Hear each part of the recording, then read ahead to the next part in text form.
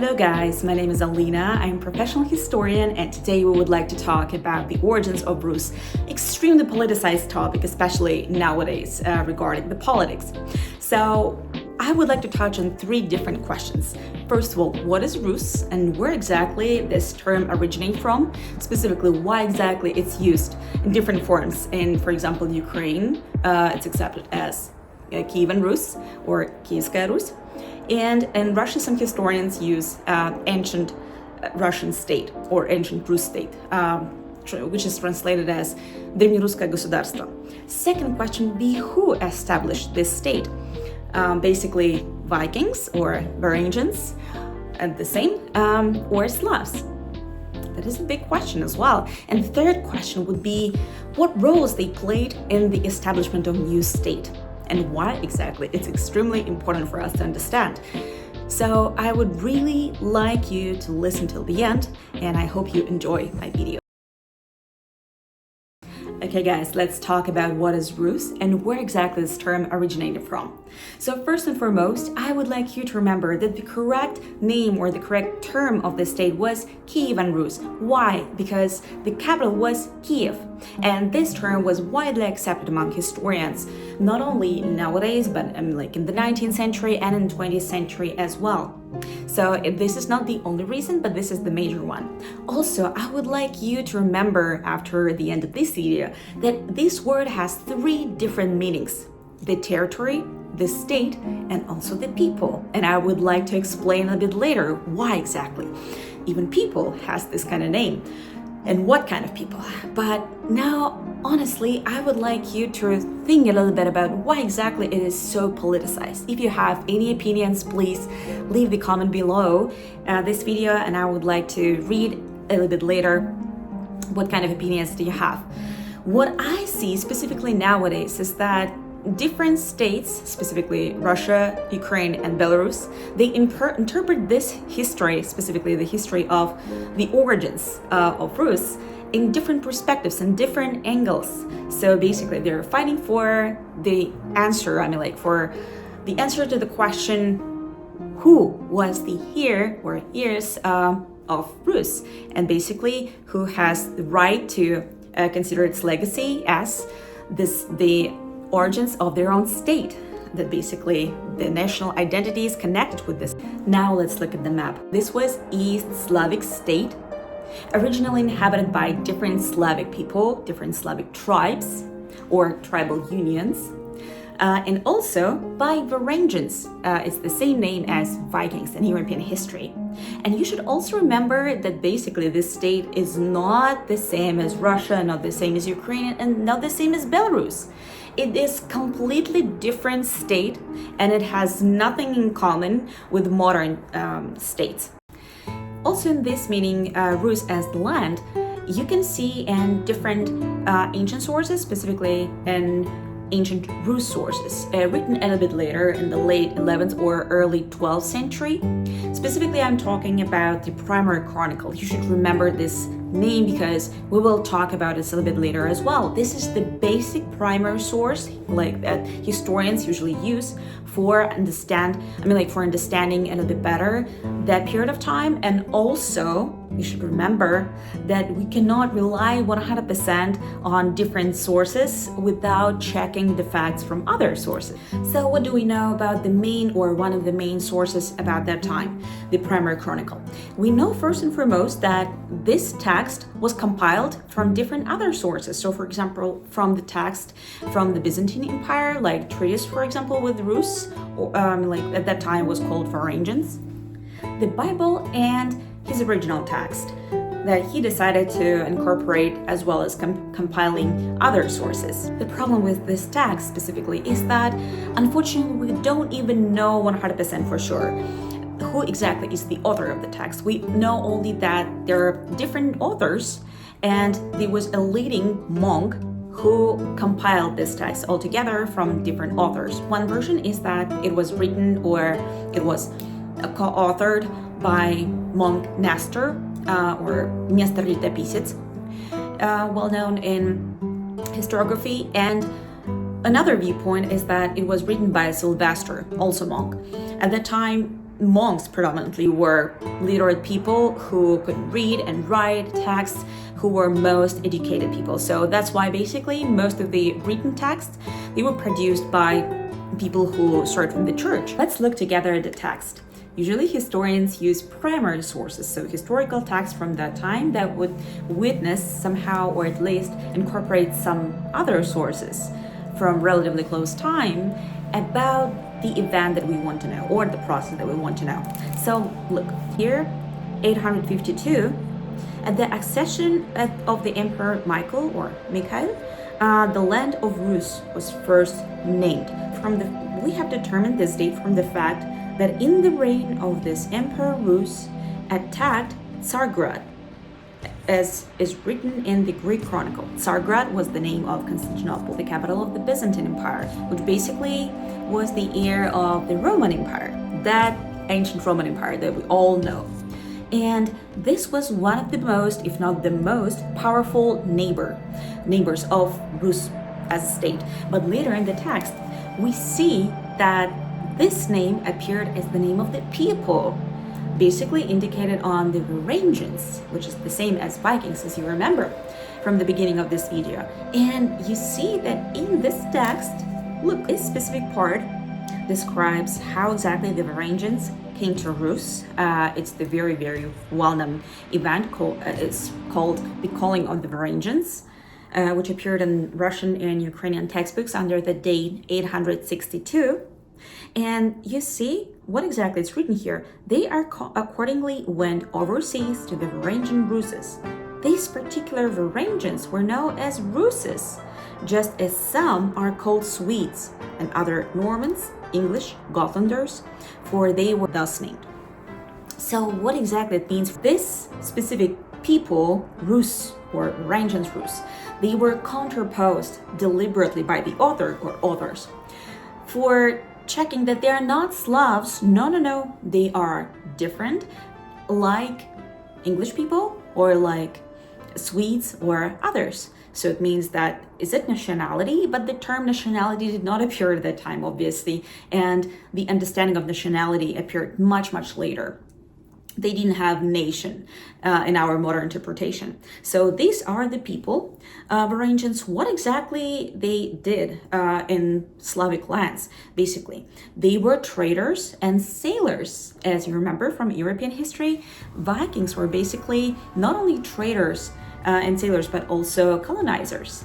And now we check the point, okay, but they're only traders in Rus, or in the lands they will call Rus later, or they were doing something else. In Icelandic sagas, there is a specific word that basically means Vikings or the Varangians, or the same as Russian word "maragi," and the word that appeared in the primary chronicle, for example.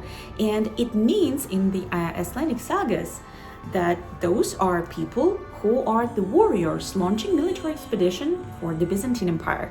And at the same time, we can see that how exactly they did it from Iceland to the Byzantine Empire. It's a little bit like long distance, I would say.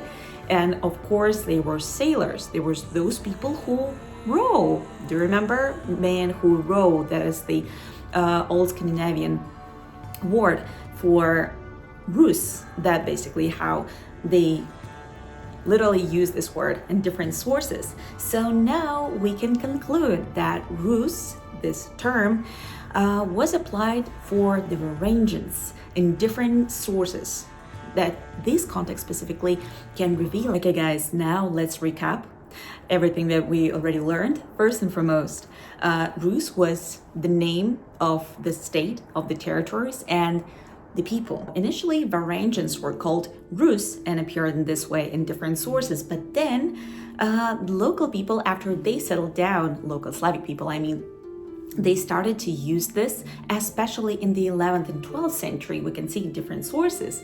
Then they apply this term Rus to themselves, to call themselves Rus, specifically those people who lived on the territories of Kiev, Chernihiv, and Pereslav. So that was the core identity, I would say. They're called the main identification. In contrast with those people who lived, for example, in Novgorod and Suzdal, other Rus territories that were included in the Rus state at the time, but those people called themselves by the names of their local territories. So not Rus, but for example, Suzdalci, those people who lived in Suzdal, or Novgorodci, those people who lived in Novgorod. So their identification was completely different. The name of the state in different sources, Rus land appeared as a separate state, independent from anyone in this period of time, from the 10th century, early 10th century till 13th century. And you can see that the term land at that time also used for describing different states, specifically monks who were writing chronicles. For example, in the primary chronicle, we can see in other sources as well that lands were used in this specific term. And also territories. Territories were exactly Varangians, who were called Rus. Initially, as you already remember, basically they settled down. So Varangians were warriors launching military expeditions, or rowers, sailors, traders, who also participated in the trade route on the Slavic lands. Also, they were colonizers who participated in different colonization process in Europe. So now we're going to the next question. Who established the Rus state? Now let's have a look at this picture. At the left corner, we can see some people who are basically sailors, just sailed from some places by the sea. And you can see basically they're standing near their ship. They are basically warriors, because you can see so many, so much weapon around them, and they look really suspicious. But at the same time, on the other side, you can see people who are inviting, kind of welcoming them. Those people are Slavs, who are, according to the traditional viewpoint, literally invited the Vikings, the Varangians, to rule, to govern their territories, the territories of Slavic tribes. So what is interesting in this specific point? Do you really believe that the Vikings, Varangians basically, they were colonizing other territories, not asking anyone for the permission, and surprisingly, in the Rus land, the land that would be called Rus after them, in Slavic lands, they just appeared as welcome guests, as next rulers, that Slavs could not govern themselves without this foreigners. It is such an interesting viewpoint, but at the same time, I would honestly double check, but it's almost impossible to double check. So I can say, honestly, I don't believe this kind of narrative. What we can see from the primary chronicle. The primary chronicle, don't forget, it was written in the 12th century, still far along from the 9th century, when exactly it appeared. So can you imagine you're describing some events in 3 centuries after our time? Of course, you need to check the sources, but you cannot prove, you have not been witnessing this process. And of course, you need to rely upon those people who kind of remember, but in 3 centuries is obviously impossible, or some kind of collective memory or something else. Moreover, this picture was painted in the beginning of 20th century, as I already told you, very, very far, long time ago from the 9th century, obviously. So the painter relied upon not only historical sources, but first and foremost, historians who lived at his time. So, and those historians basically relied in their turn on primary chronicle. Also was very subjective and biased in the way that basically there is a kind of viewpoint that's widespread among historians that the authors or editors or compilers of the primary chronicle were sponsored by the Kievan prince, obviously, who was the heir, of the first Varangians, the first Varangian rulers. Basically, he was from the same dynasty. His name was Volodymyr Monomach. So it is very, very interesting story how exactly Nestor or Sylvester, regardless of who they were, and like how they incorporated this story. So they revealed the story in the way that those Varangians were welcomed, were invited by local Slavic tribes, specifically 2 tribes, and also by Finno-Ugric tribes to rule their lands. So 4 different tribes kind of conglomerate in this way. And how exactly did it happen? So the traditional viewpoint reveals the whole story, that basically Slavic tribes and Finno-Ugric tribes as well, they could not govern themselves. So they were constantly fighting with each other. And in this way, they decided, okay, at least we would like to ask someone who would be less biased. Who would be not from our tribes and who would realize the fair principles of rule. So, well, do you really believe that this could be the case? Would you like that somebody from foreign countries would govern you? Well, honestly, I know that this is very, very simple and probably banal comparison, but at the same time, honestly, I wouldn't say that it turns out to be true. So can you imagine that you, for example, and if you would be in their place, you and the guys from your settlement, the guys from your tribes, decided, okay, let's ask foreigners. Let's ask those Varangians who basically were known as sailors and at the same time warriors. Let's ask them to rule us, to govern. And you invite them, they settle down in your territory, start new dynasty, and at the same time, they obviously ask you to pay tribute. So is it okay for you? I'm not really sure, as I already told you, but this whole story was the starting point, at least officially in historiography, among historians as calling of the Varangians, 862. This is the first date basically that usually people in high school and Eastern Europe, specifically I'm talking about Russia, started to learn history. So these guys, the Varangians, they actually created the whole new dynasty, the first dynasty of rulers in, I would say, Eastern European history and history of Rus. They called Rurikid dynasty or Rurikovichi. Those guys, they not only started new dynasty, but they established new principle of legality. A new principle of ruling these lands, and basically they started to create new state by unifying different Slavic tribes and requiring them to pay tribute to them, of course.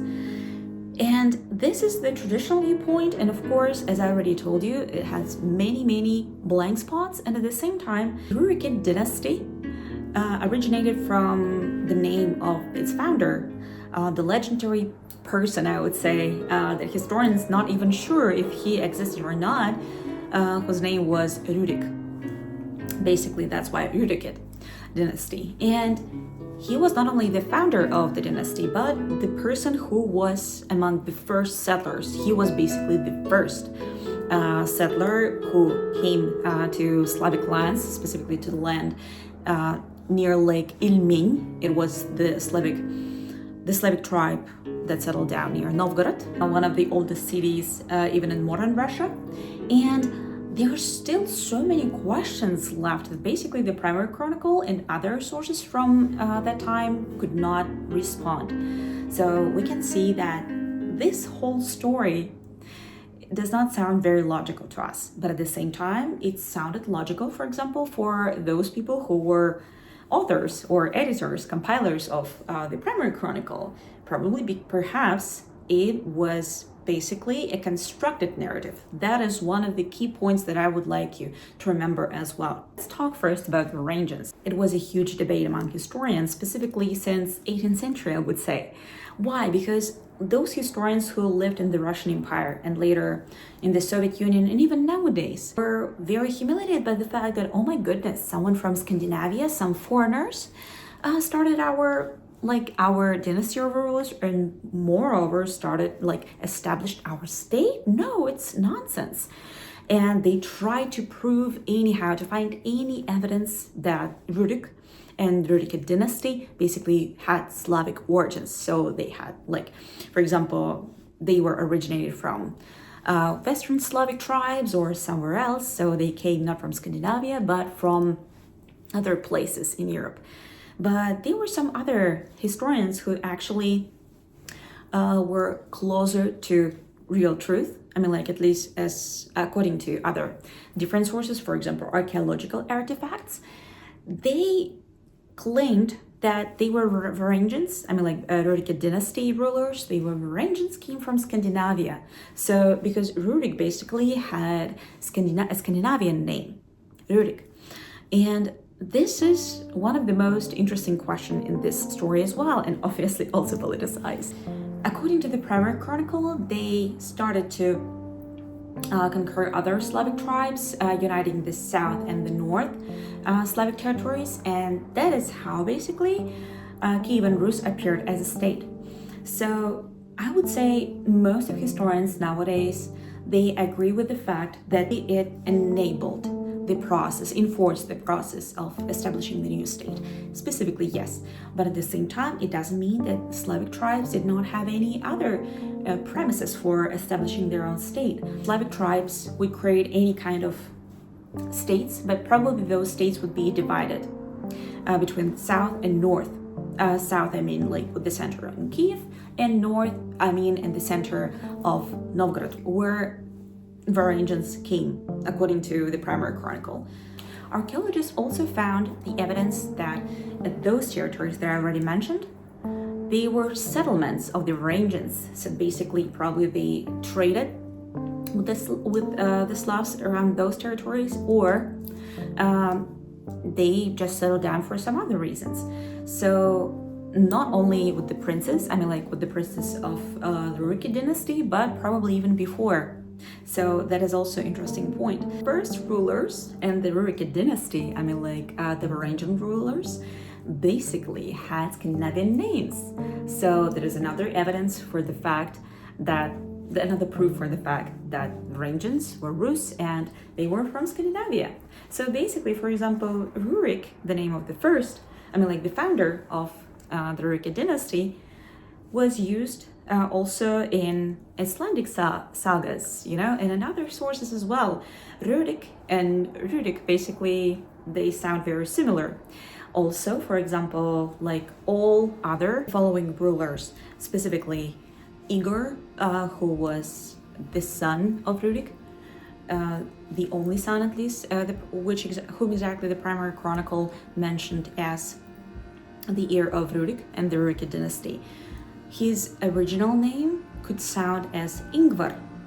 For example, his wife, Olga, basically had the name Helga. So this is really, really interesting in terms of, like, even looking at the origins of those names. Basically, it can give us so much information about that time, regardless of the fact that we literally experience scarcity of sources, I mean, like, of primary sources. But also another interesting fact is that lots of marriages appeared in the 11th and 12th century between Scandinavian princes and kings and Rurikids as well. So, for example, one of the sons of Vladimir, who literally baptized the whole Kiev-Rus, whose name is Yaroslav. Basically, he had wife Ingegerd, so a Swedish princess. You can see how exactly all those territories, I mean, like, Scandinavian lands and also the Rus land, they really, really had long history of relation. Now let's talk about Slavs. They appeared under this name in different sources already since 6th century, and by that time they already started to inhabit the territories of future Rus land. Approximately by 9th century, they already settled down, and actually Slavs also appeared in different other parts of the world. So Balkans, they called Southern Slavs, and also Western Slavs, they settled down in the territories of modern Poland and Czech Republic. So according to the primary chronicle, if you remember, it's our primary source about the time, the time when the calling of the Varangians and Rus land appeared. So they were 12 different tribes or tribal unions. We will talk here only about two. I'm sorry for mispronunciation in English. Polyans or Polyania, and Slovenes or Slovenia. All 12 tribes were pagans. So in spite of the fact that they had different customs and some different elements of culture, still they had similar gods and goddesses connected with the cult of nature. So at least we don't have any evidence that they would be baptized before the 10th century or even before the calling of the Varangians. It's funny enough, actually, that still in Russian culture, at least what I've noticed, we have some elements of this paganism, I would say. So, for example, still there are some kind of superstitions. For example, my grandma told me the stories about domovoy. It's basically the spirit of the household that basically protects your house from different, for example, from death or from some kind of bad things. Did not have any common identity. I mean, like, they did not consider themselves as the part of one nation. They did not even have this kind of category of thinking, and at the same time we know that they consider themselves more probably in connection with their settlements and with their cities, with their tribe. Already by that time, Slavs created different fortified settlements which called gorodища, and they appeared already in different sources, I mean, like written sources, already by 9th century. So also some evidence actually prove that basically from this specific settlements, Slavs were building cities. So for example, we know that Novgorod and Kiev were built by Slavs approximately before the calling of the Varangians, though we don't know the exact date and it's still arguable when exactly they were founded by it, but at least we know that they were really, really ancient. I would say one of the oldest cities in the whole history of Rus. However, sometimes those fortified settlements could not protect themselves from conquerors. So, for example, one nomadic steppe people called Khazars basically conquered some Slavic tribes, so for including Polyans, and demanded to pay regular tribute to them. At the same time, in this way, those Slavic tribes basically who were conquered by the Khazars were included in the international trade route. So surprisingly, they had really profitable economic relationship with different other countries through their dependency on the Khazars. Slavs started to actively trade with other states, selling their goods, so for example wax and also slaves. Surprisingly, already at that time, Slavic tribes or tribal unions, they had an assembly of the people's representatives called Vecha, originated from the word vishati, means speak or tell. Basically, you can see that East Slavic people, they discussed lots of issues. So for example, political issues or social economical problems, specifically on this Vecha and this institution, if we can say so. Some historians even consider this specific form of power or authority as an element of proto-democracy, or as the evidence that proto-democracy existed among some Slavic tribes, and later on in Novgorod it was preserved even till the 15th century. And basically this is how the Varangians were called on the Slavic lands, and how exactly they became the first dynasty of rulers. So people on the Vecha decided, on this assembly, decided to to invite the Varangians to come. Even later, this Vecha, this institution, became the source of authority and power for the princes in different principalities. Okay, now let's recap. First and foremost, you see now that both the Varangians and also Slavs that inhabited the territory of the Rus, they both played crucial role in the foundation of the new state that would be called Kievan-Rus. Varangians, who were the founders of the new dynasty of rulers called Rurikid dynasty, basically were Scandinavians. Regardless of resilience from different tribes, they stayed as rulers and also controlled the territories of Slavic tribes, uniting them in one state. Regardless of resilience from different Slavic tribes, they were obliging them to pay tribute, regular tribute in different ways. At the same time, they protected Slavic lands from different conquerors, and also they protected their trade. However, Slavic tribes already had their own premises for the foundation of new state, of their own state. So for example, they already built their own cities and fortified settlements. For example, Kiev and Novgorod. Also, they already had their own public assembly where exactly they decided any kind of social and political and economical issues all together. However, they did not have central government and they did not have state. This is the fact. So that's why basically they both played this crucial role. They were not the only one premises, but at the same time they were the key premises for establishing the state by the Slavs. In the end, I would like to point out the last key point. So people who were living at that time in Kiev and Rus were not Russians, Ukrainians, or Belarusians. They did not have their own old Russian or old Ukrainian identity. Instead, they had multiple identities, as historians prove. So cultural, ethnic, religious, and some others.